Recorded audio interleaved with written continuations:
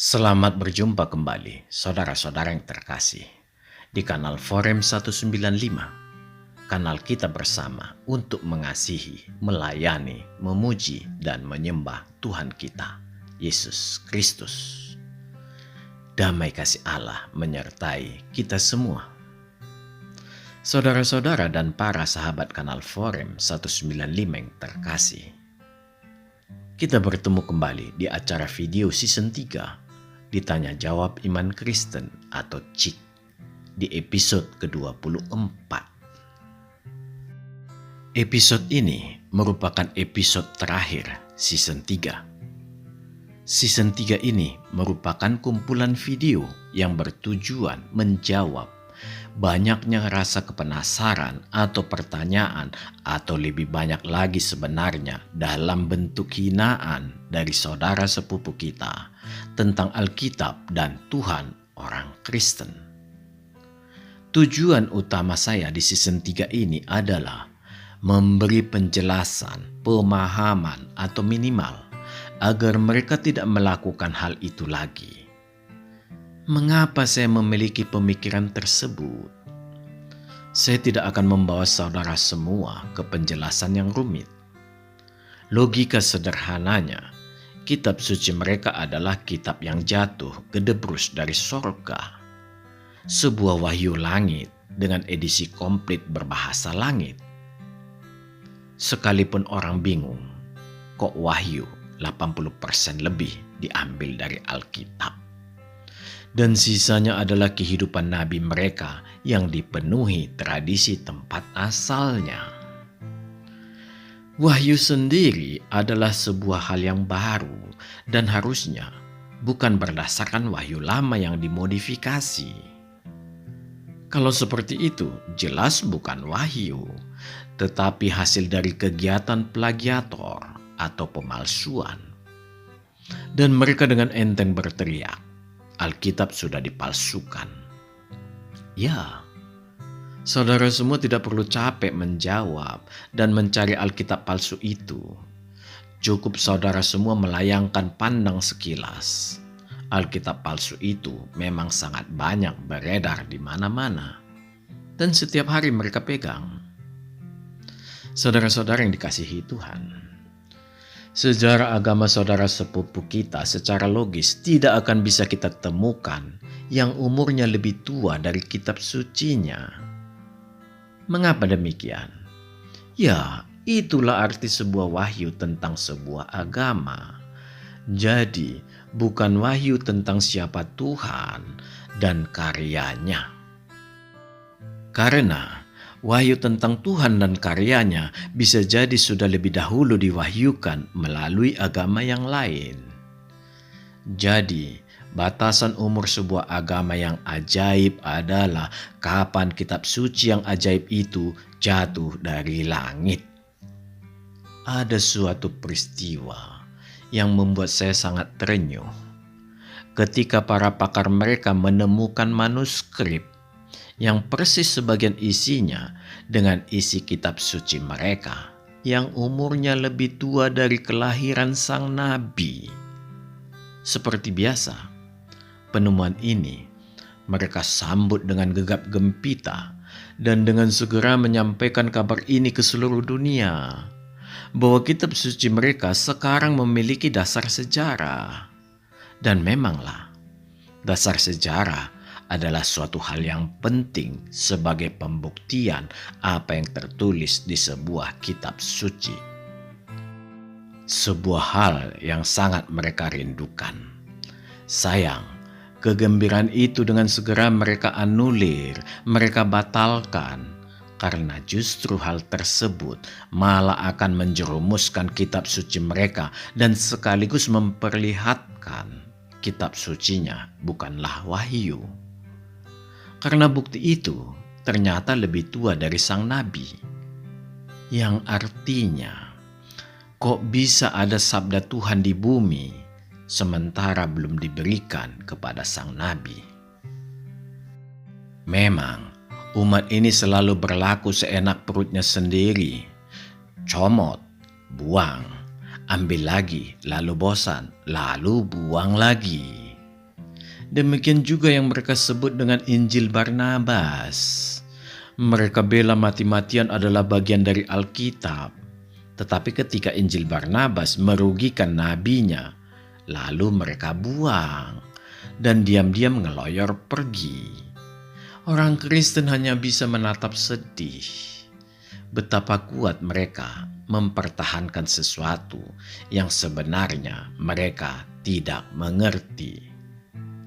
Saudara-saudara yang dikasihi Tuhan, kerinduan mereka untuk mencari bukti historis yang mendukung sang nabi dan kitab sucinya ini sangat membara di hati mereka. Tetapi apa daya, memanglah tidak ada.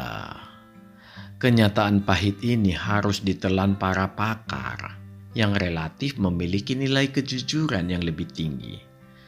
Dan perlahan para pakar mereka mengakui dengan jujur, memang kitab sucinya adalah kompilasi atau kumpulan dari banyak sumber, yang terutama dari Alkitab.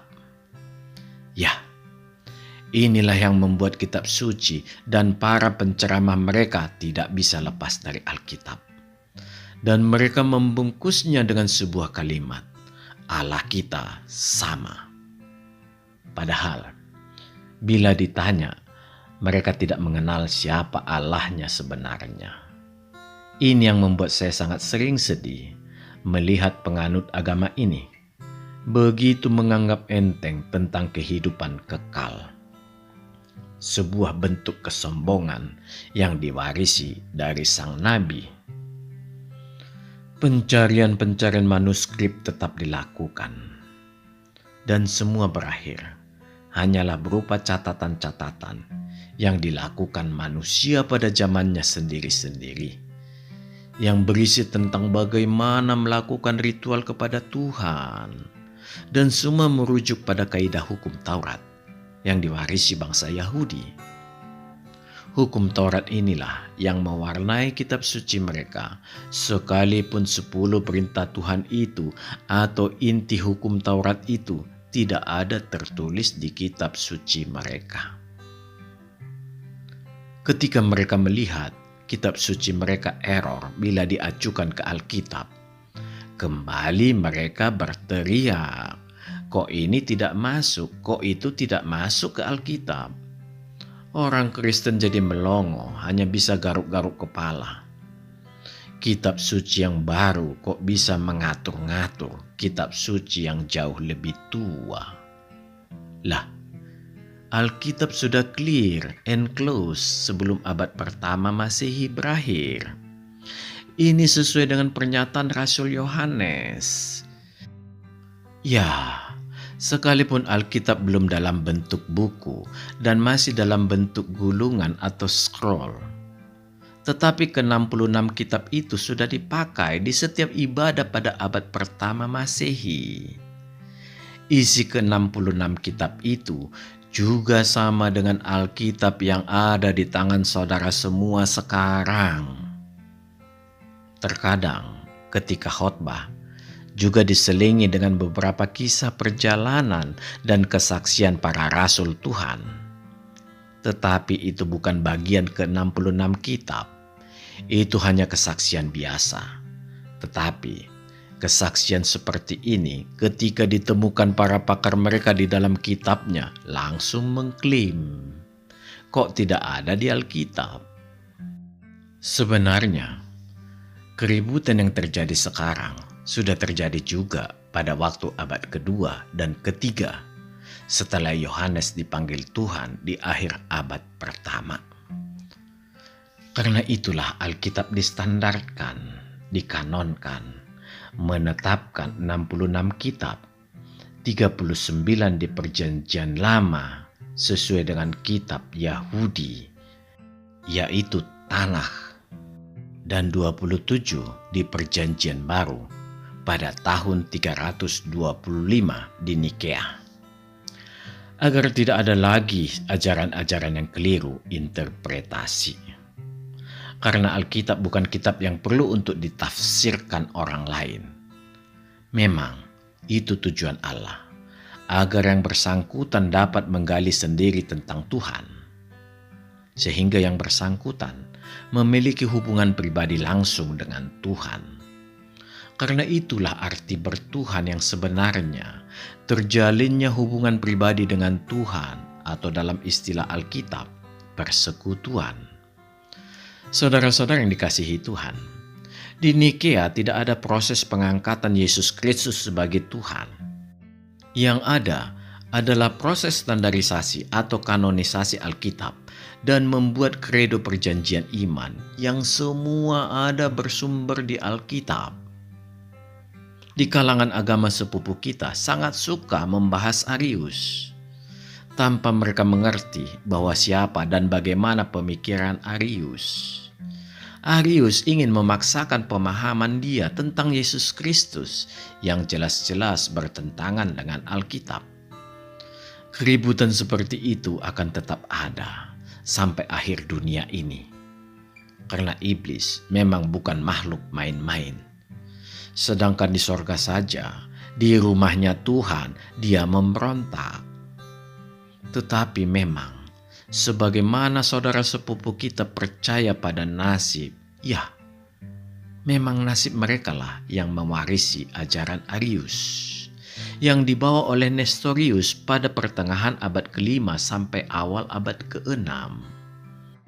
Kesamaan agama sepupu kita, agama Nasran dan saksi Jehovah adalah sama-sama tidak mengakui Yesus Kristus adalah Allah. Sekalipun demikian, agama Nasran menolak agama sepupu kita, dikarenakan pencampur adukan antara agama dengan berhala dan ritual pagan pemuja seksualitas. Di samping itu, adanya keheranan agama Nasran melihat begitu mudahnya ayat-ayat turun membela sang nabi. Sedikit banyak, memang agama Nasran masih memiliki ikatan batin dengan agama Kristen, yaitu Allah yang Maha Kasih, Allah Yahweh.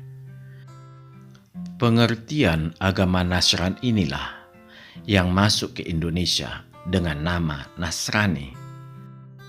Tetapi berbeda pengertian awalnya dengan Nasrani yang ada di Kisah Para Rasul 24 ayat 5. Kalau sekte Nasrani di Alkitab memang ditujukan pada pengikut Kristus di Yerusalem di zaman Rasul Tuhan. Puji syukur kepada Tuhan. Sekarang pemahaman Nasrani sudah banyak dimengerti orang sebagai pengikut Kristus, orang Nazaret itu.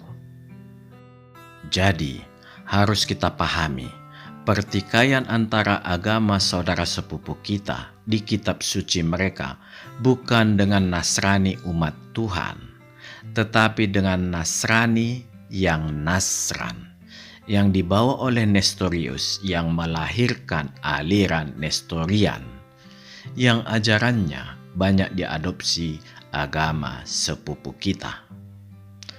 Bagi umat Kristen, tidaklah perlu menghakimi mereka yang terus menghina kekristenan dan Tuhan. Biarlah, karena hanya Tuhanlah yang memiliki otoritas menghakimi.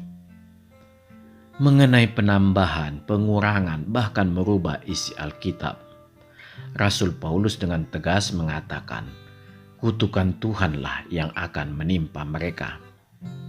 Yang penting, berdoalah agar mereka menyadari kekeliruannya, minimal mengurangi sifat arogan yang memperlihatkan sebuah bentuk kesombongan. Saudara-saudara yang dikasihi Tuhan, di episode terakhir di season 3 ini, saya memberi judul, Bagaimana bila Yesus Kristus memiliki keturunan? Judul ini saya angkat dengan tujuan mencoba memperbandingkan seandainya Yesus Kristus menikah dan memiliki keturunan. Tujuan kita mengangkat judul ini untuk membuat sebuah perbandingan langsung antara keturunan seorang manusia biasa yang penuh dengan dosa dan kebetulan dia adalah seorang nabi. Seluruh manusia di dunia ini adalah manusia berdosa, termasuk seluruh nabi, sekalipun diangkat seperti apapun kemuliaannya. Tetapi semua itu tidak berlaku untuk Yesus Kristus. Seluruh manusia waras di muka bumi ini mengakui hanya Yesus Kristuslah manusia yang tidak memiliki dosa. Saudara semua yang mengikuti kanal kita ini tentunya paham dengan nabi yang saya maksud. Ya, Anda semua benar. Memang Nabi Kutimlah yang saya maksud. Nabi dari agama Jimat yang memperoleh kitab sucinya yang bernama Al-Langit Gedebrus, jatuh langsung dari sorga, dan ditulis dengan bahasa sorga juga. Karena semuanya berbau sorga, maka semua manusia di dunia ini harus turut menghormatinya, termasuk bahasanya. Jangan pernah dipakai kalangan manusia secara sembarangan. Sebentuk logika yang sudah terbalik-balik. Logika sederhananya, sudah barang tentu ada sebutan untuk pantat, kentut, kencing, dan lain-lain yang tertulis dalam bahasa sorga. Bahkan yang lebih jorok dari itu juga ada di Al-Langit. Memanglah, mengagulkan bahasa sorga saat ini sudah terlalu kebablasan gilanya. Belum lagi bentuk Trinitas atau Tritunggal antara Allah mereka, Nabi Kutim, dan kitab suci Al-Langit. Sebuah tindakan yang menyekutukan Tuhan dengan ciptaannya. Dan jangan coba-coba membuat Kutim dan Al-Langit lebih rendah dari Allah mereka. Bisa jadi darah menjadi halal. Ketiganya sudah menjadi Tritunggal.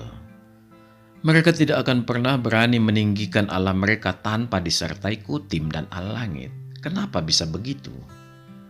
1000 jawaban akan mereka keluarkan, yang mereka sendiri tidak tahu mengapa mereka memberi jawaban itu.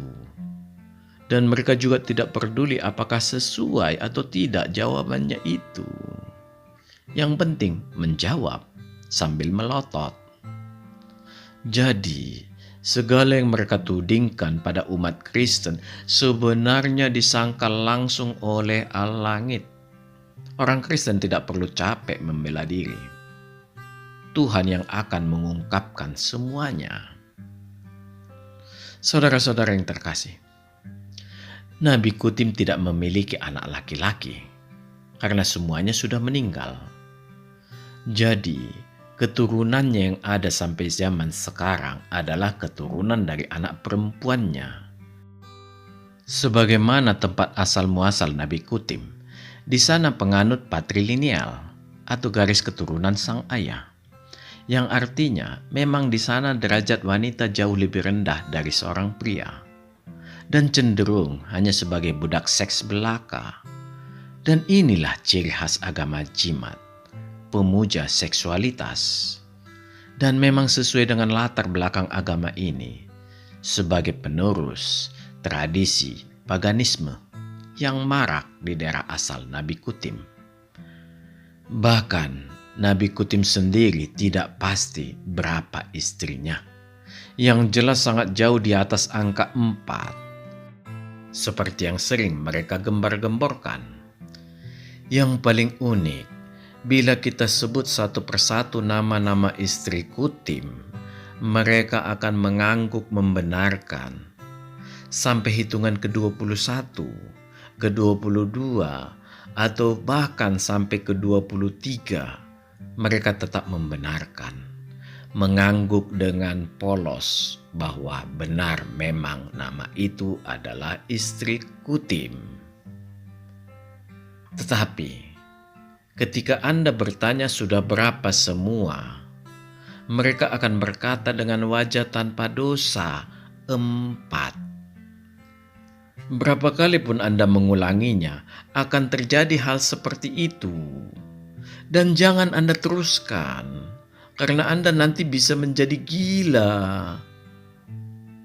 Saudara-saudara yang terkasih, Seluruh keturunan Nabi Kutim di dunia ini memanglah berasal dari putrinya. Sebuah hal yang sangat bisa dimaklumi bila seluruh keturunannya sangat cerewet, bawel, dan luar biasa bisingnya. Bahkan suka teriak-teriak secara arogan untuk memperlihatkan keinginannya. Mungkin mereka merasa berhak melakukan itu karena mereka mengklaim sebagai pewaris sorga.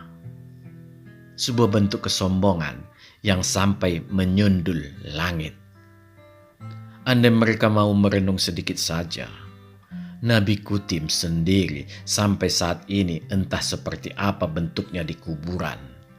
Dan dia akan tetap seperti itu sampai Yesus Kristus datang sebagai hakim untuk menghakimi semua manusia yang masih hidup maupun yang telah mati. Kapankah berakhir penderitaan Kutim itu?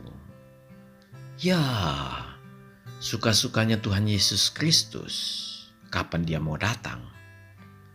Sebaiknya Kutim tidak usah meminta agar Yesus Kristus datang dengan segera. Bila Tuhan Yesus Kristus datang, malapetaka yang lebih hebat akan diterimanya, dan itulah akhir segalanya baginya. Saudara-saudara yang dikasihi Tuhan, Nabi Kutim tidak berbeda dengan manusia lain di bumi ini. Hanya seorang manusia yang penuh dengan lumpur dosa. Kemuliaan yang disematkan padanya hanyalah kemuliaan semu yang diberikan oleh pengikutnya untuk memuliakannya, agar dapat dikompetisikan dengan Yesus Kristus. Kiranya Tuhan mengampuni apa yang dilakukan umat Kutim ini, karena mereka tidak tahu apa yang mereka perbuat, hanya berdasarkan tradisi dan ketakutan yang luar biasa. Secara sisi manusia, saya hanya bisa memandang Kutim sebagai pemimpin kelompok bagi komunitas tertentu di zamannya. Saya tidak bisa memandangnya sebagai seorang nabi, karena dia jauh dari nilai-nilai moralitas. Inilah yang meragukan saya. Kutim tidak memiliki sebuah isyarat atau akses apapun tentang sorga, seperti nabi orang Kristen. Tetapi memang dia cocok sebagai nabi umat jimat, karena sesuai dengan yang diajarkan oleh Kutim, mengejar nafsu duniawi, maka sorganya juga sudah pasti adalah sorga yang maksimal memberikan pemuasan nafsu duniawi. Keadaan Kutim ini sebenarnya sama seperti kita, malah mungkin Kutim lebih buruk dikarenakan dia membuat jalan sendiri ke sorga. Dia tidak melewati jalan yang lurus itu, yaitu Tuhan Yesus Kristus. Jalan yang dibuat Kutim ini sangat banyak diikuti manusia. Berbondong-bondong mereka mengikuti jalan yang penuh dengan kenikmatan duniawi itu. Dan mereka semua memiliki kepastian bahwa di ujung jalan itu adalah sorga yang penuh dengan kenikmatan duniawi yang jauh melebihi atau melampaui kenikmatan yang ada di dunia. Ya, sebuah ajaran duniawi hanya bisa membayangkan sorga duniawi juga. Padahal di baliknya adalah kebinasaan kekal.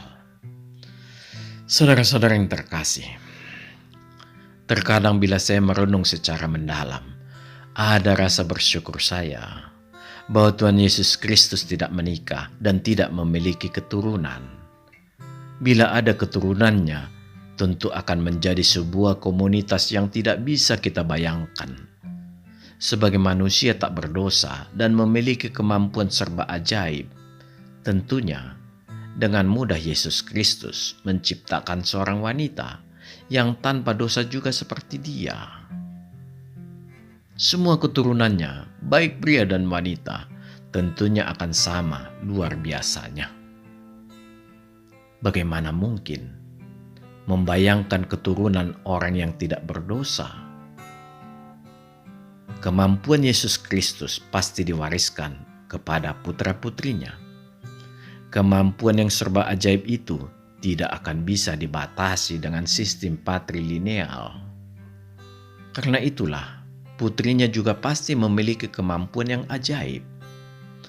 Putra-putrinya sebagai keturunan orang yang tidak berdosa hanya bisa melahirkan kedamaian di samping keajaiban-keajaiban yang tidak mungkin menciptakan pertikaian dan kerusakan.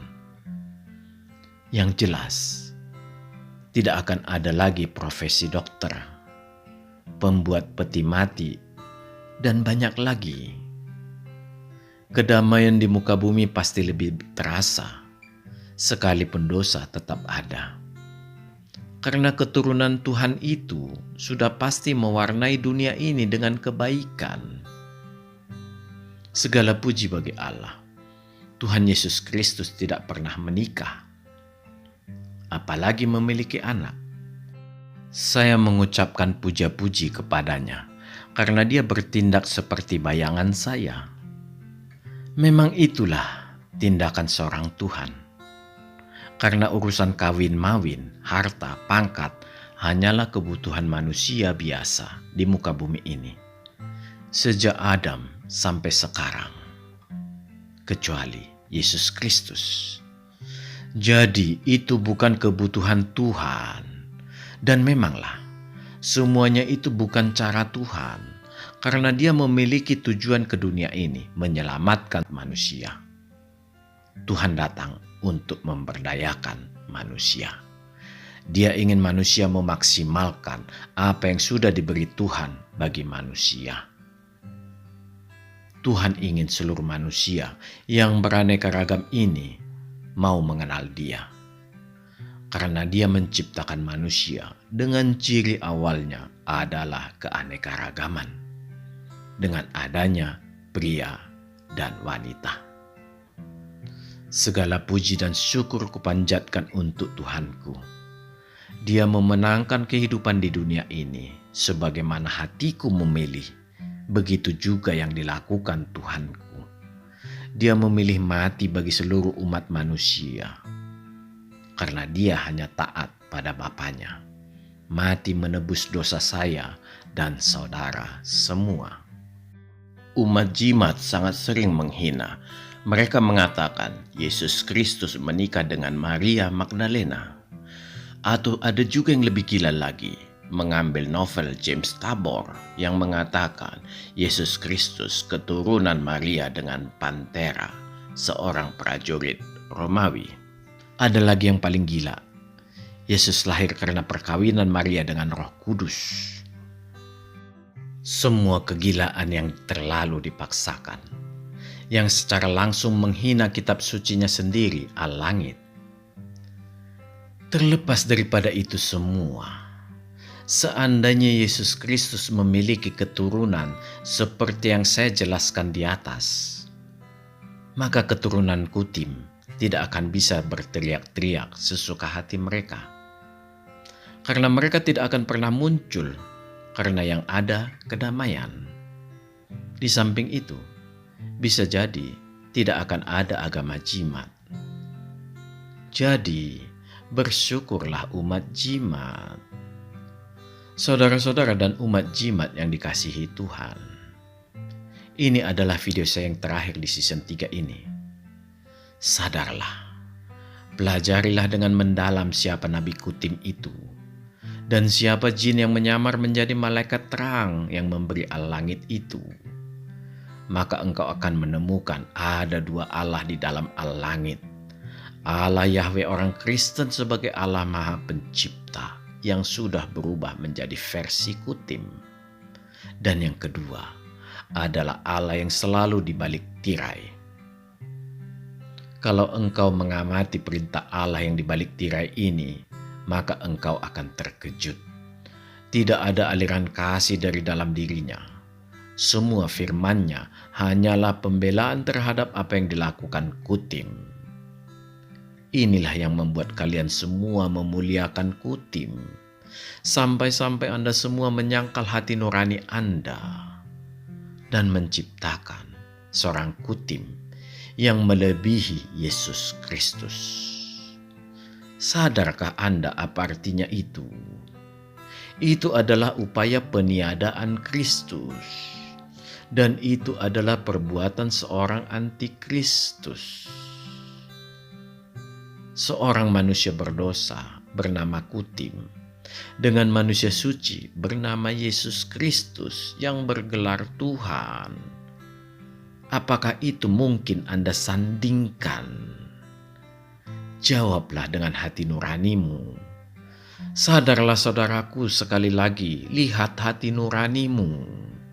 Hati nurani tidak akan bisa berbohong. Karena hati nurani yang murni yang ada di dalam hati kita adalah roh manusia kita yang diberikan Tuhan kepada setiap manusia untuk melawan dosa. Tuhan Yesus Kristus tetap menantikan kebersihan hatimu. Karena hanya dengan hati yang bersih, engkau akan menemukan kasih-Nya. Karena Dia adalah Allah yang penuh kasih. Amin. Kiranya damai sejahtera Tuhan menyertai kita senantiasa. Sampai bertemu kembali di season 5 dan 6. Tuhan memberkati kita semua. Marilah kita bersaat teduh sejenak.